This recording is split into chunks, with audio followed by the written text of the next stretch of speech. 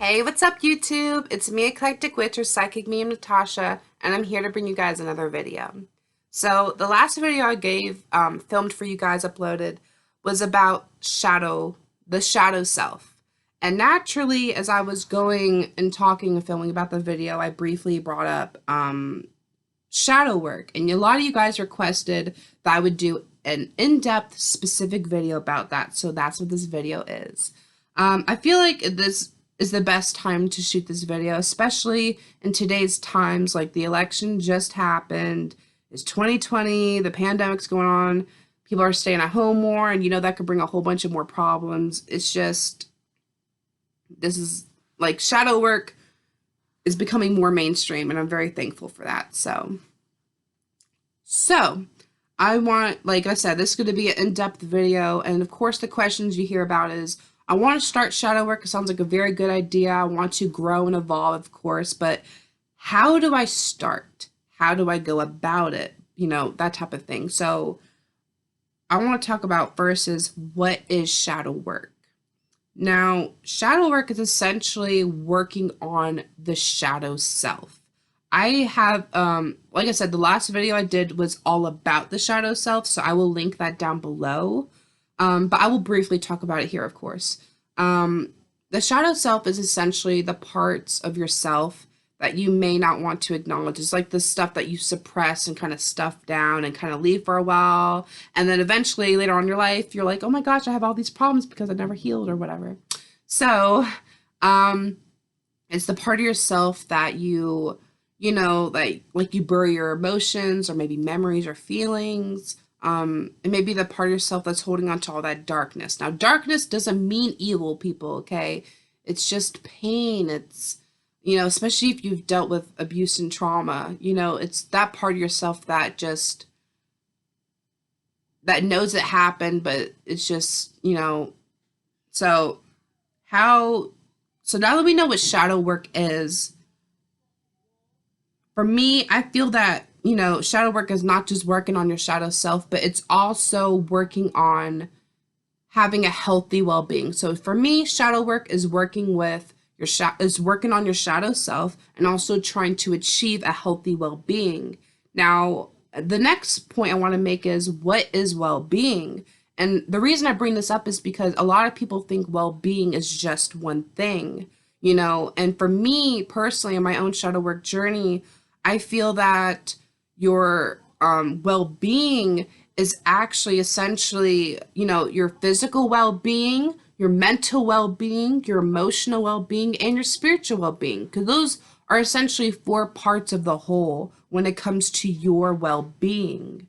Now, I want to talk about, kind of break those up, so we can look more in depth about your well-being. So the first one I want to talk about is, what is your physical well-being?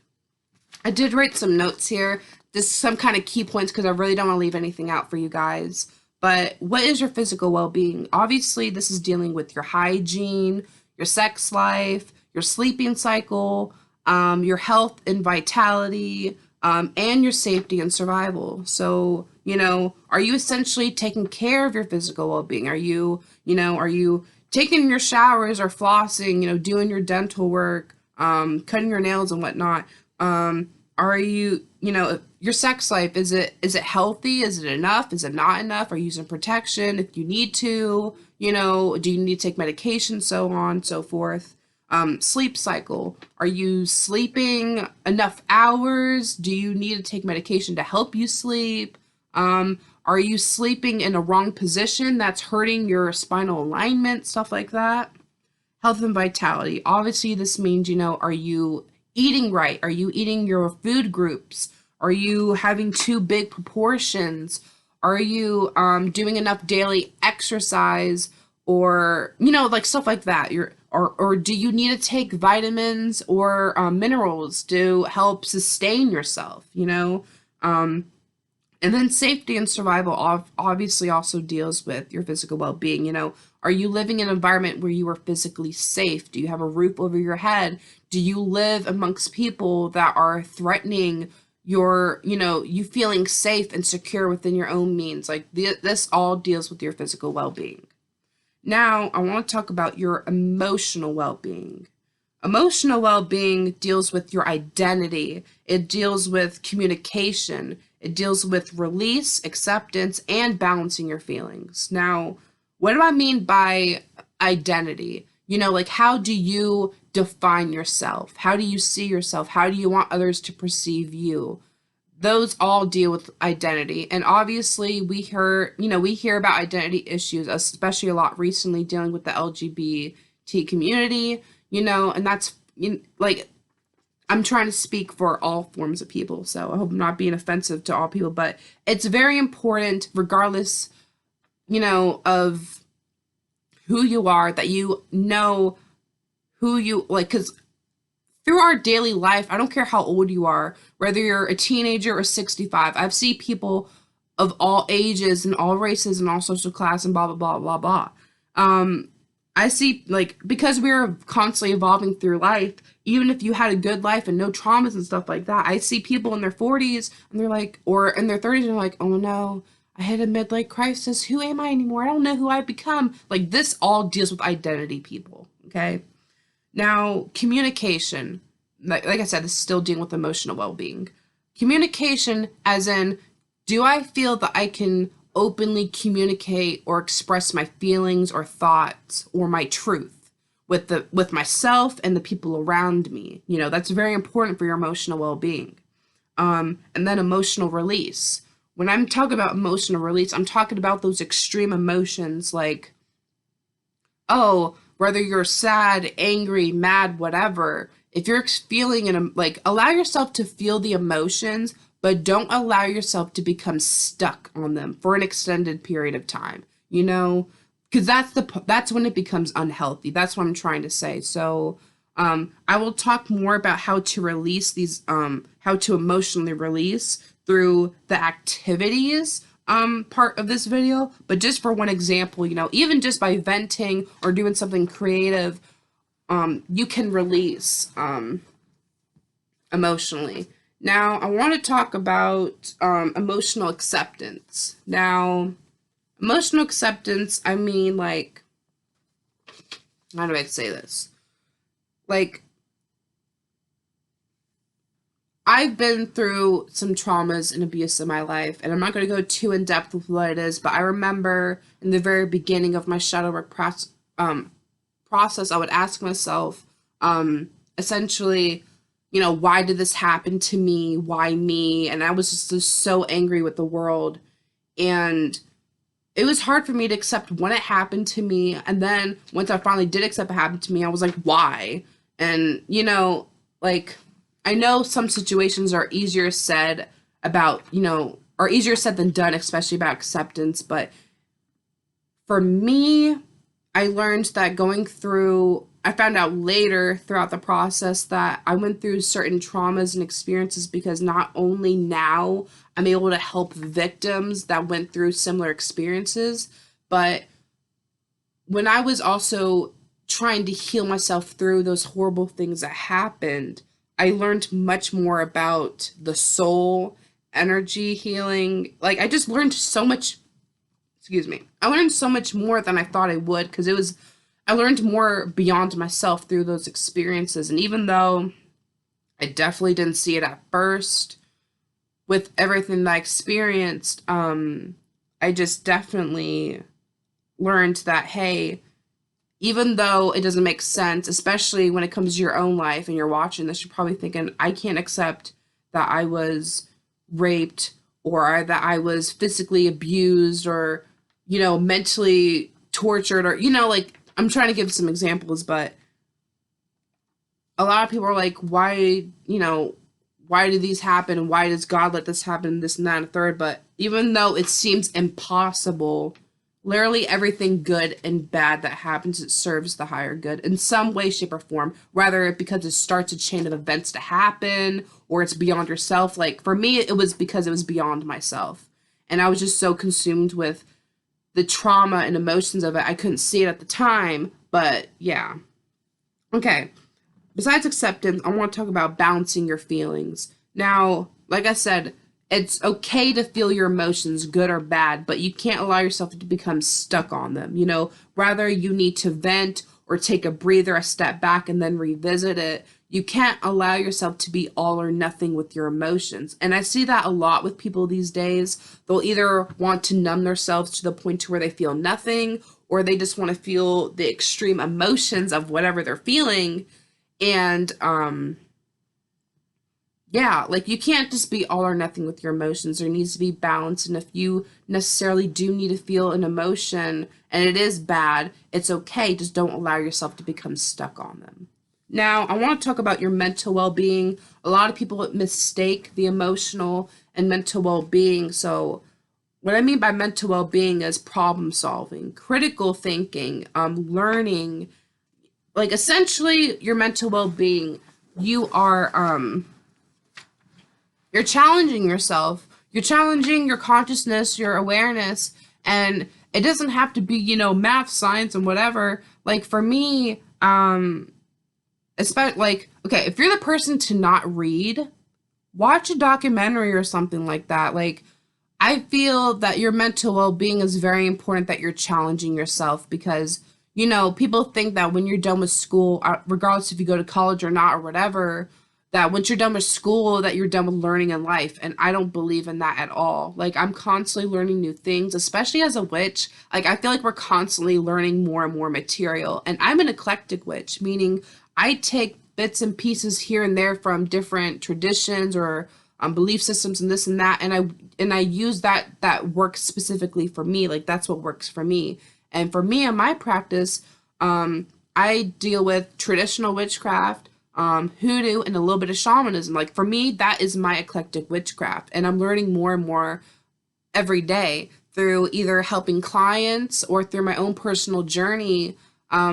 I love that. And sometimes I even watch documentaries and read other books for fun and stuff like that. Like I have my own magical library, and I love it. So I feel that mental well-being is not just on the learning level though. It's also about how you perceive and become aware of things, because that's sort of where the problem solving and critical thinking is. That if you're the person who is constantly dealing with anxiety and you allow your mind to become overwhelmed with all these thoughts about, oh, I'm depressed about the past, I'm anxious about the future, and I don't know how to feel about the present. Like I see that so often. It's crazy. But that all deals with the mental well-being. Is like, it's not just about learning, it's about how do you perceive things, and how, are you aware of these things? Like it's very, very important. Okay. Now, I want to talk about your spiritual well-being. Now, spiritual well-being, I'm talking about servitude, oneness, ascension or transcendence, enlightenment, prayer, spirit guides or deities, and dealing with your chakras and aura. Now, your spiritual well-being, I know this can be very iffy because everyone has different belief systems and faiths, so I'm going to talk as generally as I can, and I'm going to try to speak about this as if everyone watching this is a complete beginner, because I want this to become as clear as possible. So what do I mean by servitude? This means you're essentially serving others out of the goodness of your heart. Like you're literally like doing God's work, or, that type of thing. So I feel that is like servitude is part of your spiritual well-being, because essentially that's why we're here on earth, or at least part of the reason. Like we're all here not just to evolve on a soul level. Like, I feel like we're here on earth to connect with our own individual strengths and truths, and then sharing that with others and spreading love along the way. That's what life's all about. Like that's why we're here.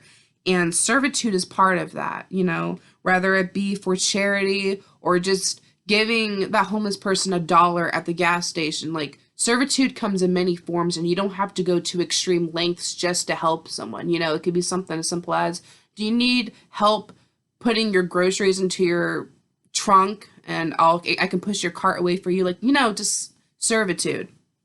What do I mean by oneness? Oneness could mean meditation for some, but oneness is essentially you're connecting with the global consciousness grid. You're connecting with the oneness of all that is people, because people, like we as humans, we tend to forget that, we are all human, regardless of race, gender, age, economic, social class, and so on and so forth, nationality, regardless of all of those things. Like, we are on Earth and we live as if we're divided, but we're all human. The government and other elites and whatever, I can have a whole video on that. They like to divide us as best as we can. That's like the greatest illusion of all on this planet, is that we are divided. We live as if we're divided, and it's very sad. But the truth part of well-being is that oneness, finding community, becoming one with source and the world.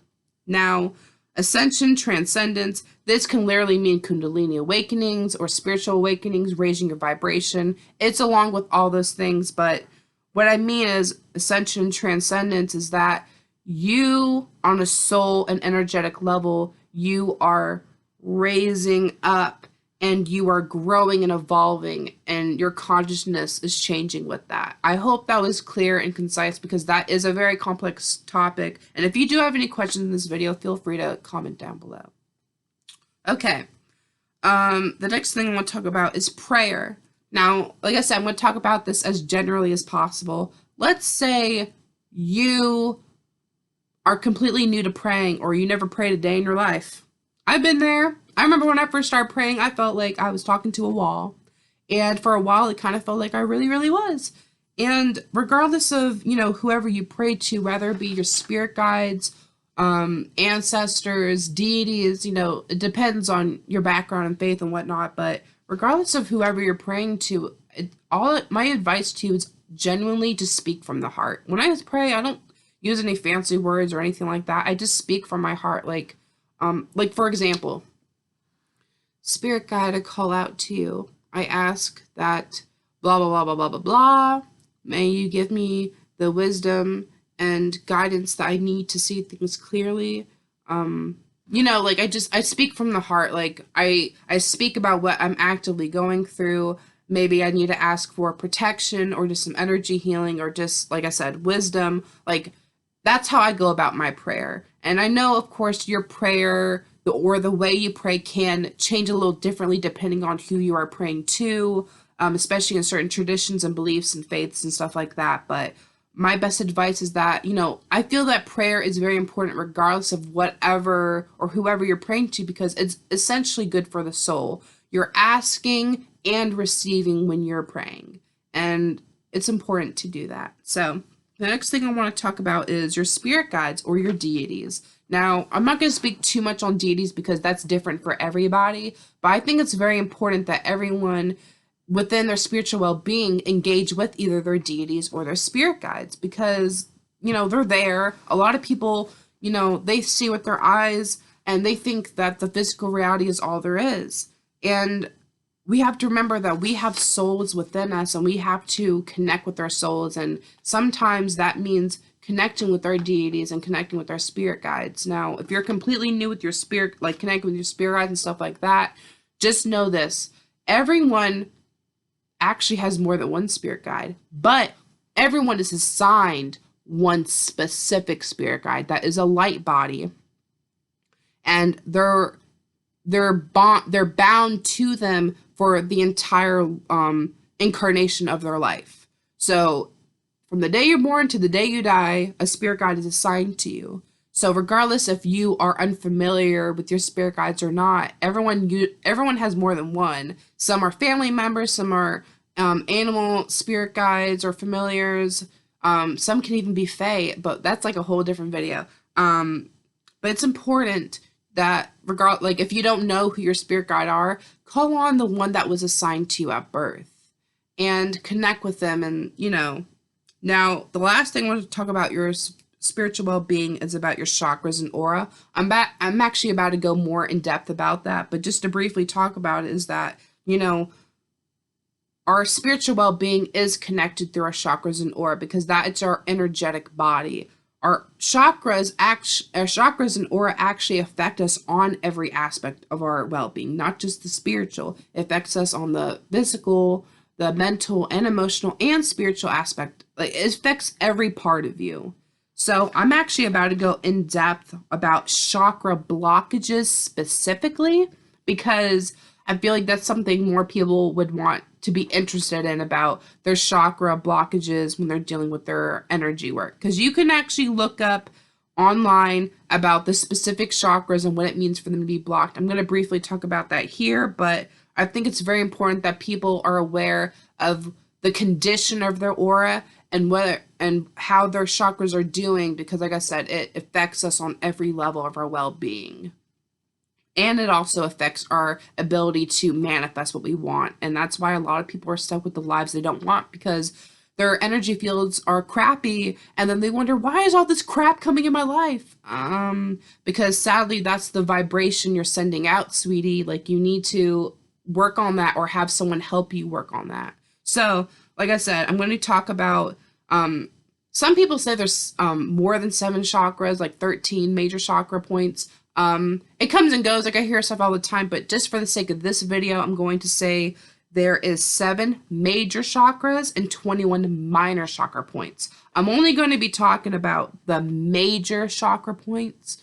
So, the root chakra, the sacral chakra, the solar plexus, the heart chakra, the throat chakra, the third eye chakra, and the crown chakra. So, the root chakra. The root chakra is actually located at the very bottom of your tailbone, and also at the genital area on the body. So the root chakra, it deals with survival and safety, and it's blocked by fear. So if you're a very fearful person, it's like a very, very fearful person, chances are this chakra is blocked. And believe it or not, a lot of people's root chakras are actually blocked because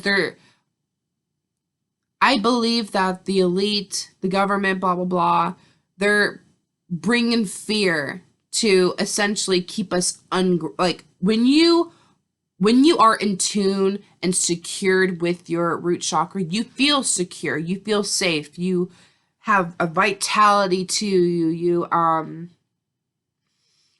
you're grounded, it's and you, like, you're secure as a person. It's the foundation of you. And I feel that they don't want that for us, because when we are kept in fear, we are so much easier to control, you know? So the sacral chakra, it deals with pleasure. It's located at, if you're a woman, this would be your womb area. I'm trying to feel my belly button right now. Okay, so it's like the lower portion of your belly, like, you know, that little stomach pooch. Anyway, this chakra deals with pleasure, and yes, I do mean sexual pleasure, but also emotional pleasure as well. Just this pleasure in general, because this is the sacral chakra is the water chakra. It's connected to our emotions as well, and also our sexuality, our intimacy. But it deals with pleasure, but it's blocked by guilt. So this is when you feel bad for the actions that you have done.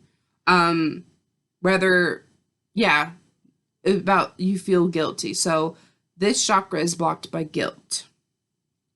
Now, the solar plexus. This is 2 inches, roughly 2 inches above your belly button. That's where this chakra is. It's actually the battery of your body, believe it or not. But this solar plexus chakra, it deals with willpower, and it's blocked by shame. Now, a lot of people get guilt and shame mixed up. I know I used to, but the best way for me to describe this is that your inner critic is being really, really fucking harsh with yourself. Like for me, shame was about feeling unworthy. For me, like, that was a really, really big one, and I'm actually still healing on that.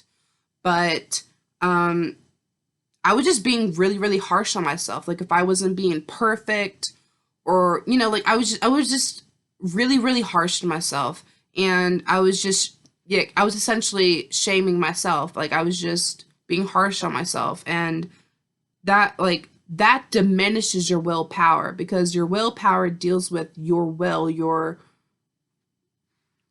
Yeah, and that the opposite of that is shame. Like you're ashamed of yourself. Like it's a going against yourself essentially. Now, the next chakra from the solar plexus is the heart chakra, which is about right here. The heart chakra, it deals with love, but it's blocked by grief. Now, grief doesn't only mean death, okay? Because some people, they have never, bless them, they've never experienced a death in their life, and good for them, but they still experience grief in their lives. And that's because grief is not just death. Grief is essentially loss of some form. And this can be, abandonment or the death of someone or, just a heartbreak of some form. Like grief is essentially loss, and the opposite of love is grief because you lost something that you cared about. And the heart chakra really does impact how you receive, like how you receive love and how you give love. And just keep that in mind. The next chakra is the throat chakra. It deals with, communication and expression and truth. And obviously, the opposite of that is lies. So your throat chakra can be blocked by lies. Lies that you actively tell people or lies that you tell yourself. So if you're constantly lying to yourself or spreading bullshit to people, chances are your throat chakra is fucked. It's blocked. So, the best way to go about that is about, actively communicating, expressing yourself and your truth, obviously, or even singing. The next chakra is the third eye chakra. It deals with, intuition and insight, and it's blocked by illusion.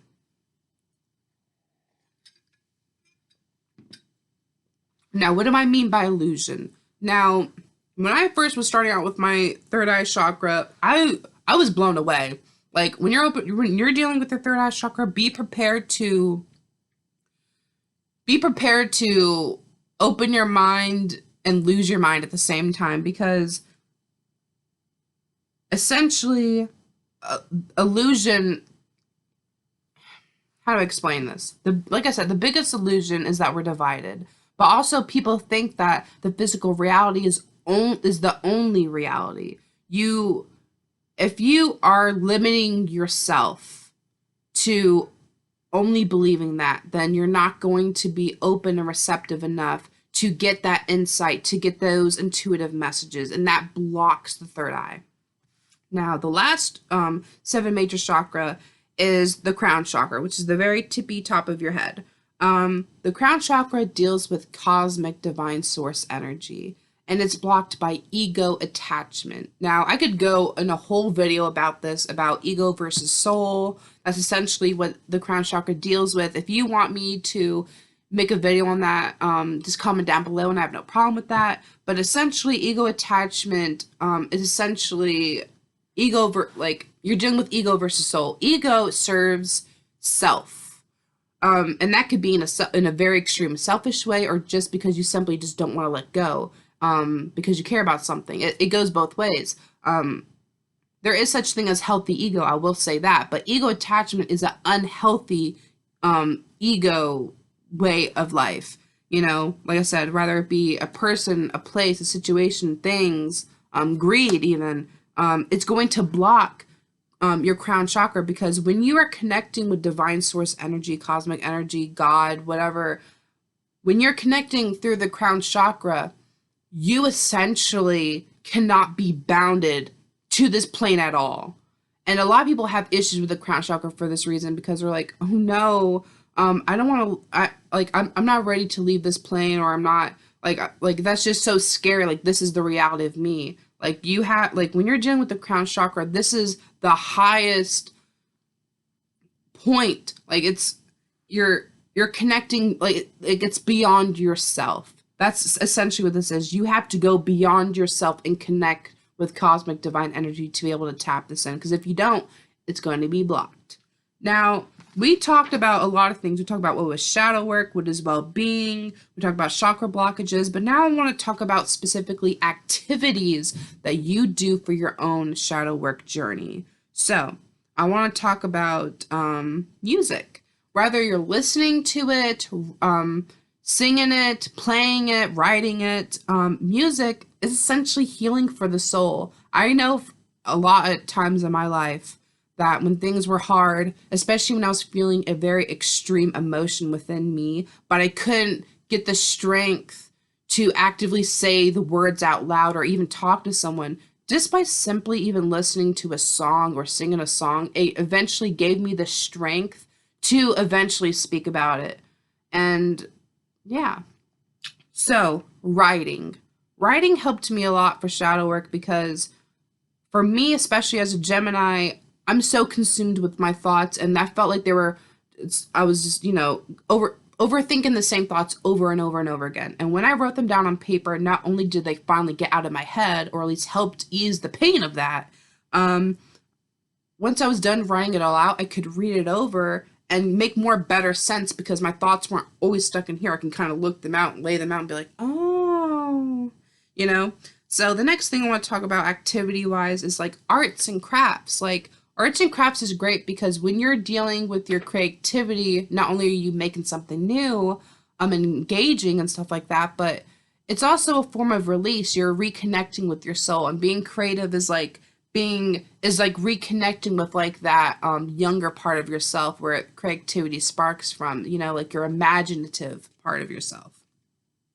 Venting. Obviously, talking and venting helps with shadow work because you're acknowledging your feelings and thoughts and maybe getting feedback, this and that and a third. Like, regardless if you're seeing a professional therapist or or just talking to a friend online or going to support groups, whatever. Like, I will leave links as best as I can to see if I can find some resources for you guys if you feel like you need to actively talk to someone.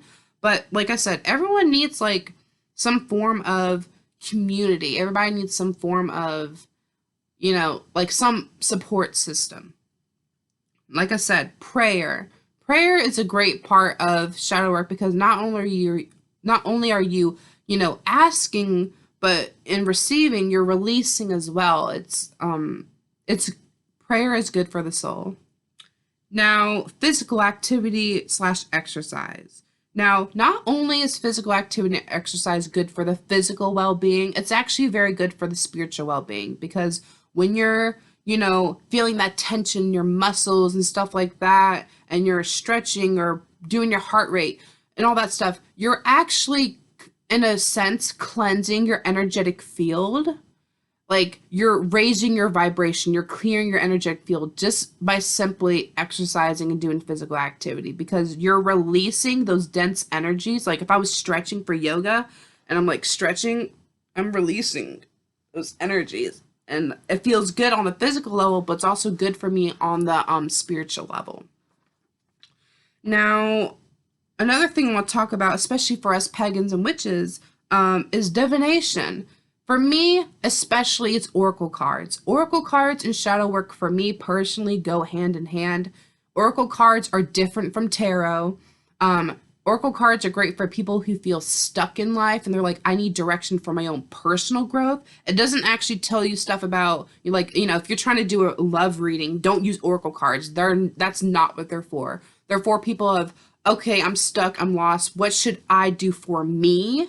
And for me, oracle cards works perfectly hand in hand with that, with shadow work, because it's like every time I pull out a card, I'm essentially attuning with my higher self and my intuition. And when I pull the card, it's like, oh, I need to pay special attention for this because I need this. I should do this. I need to work this in somehow.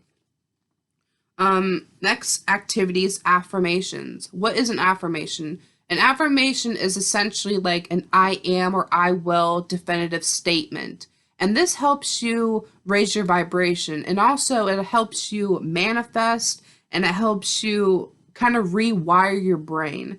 And what I mean by this is like, here, I'll give you an example. Like for me, one of my affirmations, like I would tell myself is like, it's okay to not be perfect. I am worthy. And for me, even like I remember when I used to say that, I used to cry all the time. But anyway, I would say it over and over and over again because it would help me eventually believe it. Like it's rewiring my belief system, rewiring and those like leaving those limiting beliefs. And like I said, it also helps you manifest. Like if you say something like, I have a strong, my aura is strong. Yeah. Even saying something like that, like that was a simple affirmation. Simply chanting that over and over and over again, it's going to create, you're going to be actively shielding yourself. Affirmations help you rewire your brain, raise your vibration, and helps you manifest what you want. So in turn, of course, that's going to help you with your shadow work journey. Another thing I want to bring up is energy healing and sound healing. Now, obviously, if you're a complete beginner, you may, of course, need help with this. But even if you're simply using a rattle or a drum or putting gemstones on your chakra points, that is a form of energy healing or sound healing as well. Because, like I said, your chakra points and your aura does affect your well-being on every level. And if you can't do this yourself, in turn, look for someone who can. I do offer energy healing, but with the pandemic, I'm only doing it long distance because, got to keep myself and my family safe. But there are ways to go about it, and I can look for resources as well that deals with sound and energy healing. But more people, especially for a beginner, sound healing is going to make more sense for you because that's something even a beginner can do. Whether you use a rattle, a singing bowl, a triangle from the freaking school or whatever, or a drum, that sound, the vibrations of the sound is breaking up the dense energies within your field, and it's helping clear it out of your system. Another way is ritual baths. So, if you have a bathtub, I sadly don't, only have a shower, but if you can simply do like a herbal floral bath or a milk bath, something like that. And you can, depending on what milk or ingredients, whatever that you're putting in the bath, you can have an intention for cleansing or healing of some form, like, using lavender for tranquility, rose petals for self-love, chamomile for better sleep or something, calendula for promoting emotional healing, stuff like that. Ritual baths not just help cleanse you on the physical level, but the energetic one as well. Visualizations. Visualizations is so important in shadow work because not only it helps you manifest stuff, but, well, yeah, it's also good, like, when you visualize what you want to manifest, that deals with the law of attraction. Like, whatever you feed your brain, whether it be visualizations, thoughts, emotions, whatever you put your energy into, whether it's good, good or bad, it's going to bring more of that into your life. So if you're spending your free time daydreaming about things that you wish your life was, but you try to keep a positive, healthy mindset about it, you're going to manifest that into your life. Another thing is meditation. Now, meditation is great for shadow work because you're essentially reconnecting with yourself. But some people can't sit still for meditation. So I want to say this. There are different forms of meditation. I have suggested actually some of my students in my online courses that, when you meditate, there is movement meditation. Some people can't sit still, and that's okay. There are different forms of meditation. There's guided meditations, movement meditations. There's so many different forms of meditations. I will try to put some links down below that can help inspire you guys, but don't see meditation as one thing because all you're essentially doing is allowing yourself to calm your mind, have conscious breathing, and allow yourself to be present in the moment so that you may receive whatever it is that you need to receive within that time. Now, that's actually all of the key points I have, so I'm just going to give a few personal tips before I let you guys go. Shadow work is very essential for everyone, regardless of age and faith that you go through. I don't care if you're 56, everyone has something to heal with. And this is something I really want to bring up because, I am a psychic medium, I'm an eclectic witch, and I've realized over the years that the things that you don't actively work on in your own personal life when you are alive are the things you're going to have to deal with when you pass, when you cross over, because I cannot even give you a number. I genuinely can't, of people that I help clients reconnect with their loved ones or, a spirit on their behalf. And, that person had a decent life, but they ignored the healing that they needed in waking life. And then they couldn't cross over because they never acknowledged and dealt with that. And then they felt stuck on the plane, on the etheric plane, the astral plane, because they have loved ones, stuff like that. So the only reason I'm bringing that up is because if you don't take this moment in your life now, people, to heal genuinely what you need to do, you're only going to deal with that later in the afterlife. And I'm not saying that to scare you. I genuinely hope that you will invest in yourself, because that's essentially what life's about. You have to invest in yourself and learn to connect with others in some form. And I genuinely hope that if you need help, and if you have any questions that deals with shadow work, please feel free to comment down below. I will leave as many resources as possible as I can in the description box that you guys can have access to. Thank you guys for watching, being patient. I hope that I was able to help you start your shadow work journey, and nobody experiences the same thing. I definitely dealt with abuse and trauma in my life, so if you feel like you need someone to talk to, feel free to message me as well. I may not be your therapist or anything, but if you just need like a quick tip of how to do like an activity or work on your shadow work journey, I have no problem with doing that. Like I said, I do offer energy healings, but it's all long distance right now just because of the pandemic. But thank you guys for watching, and blessed be.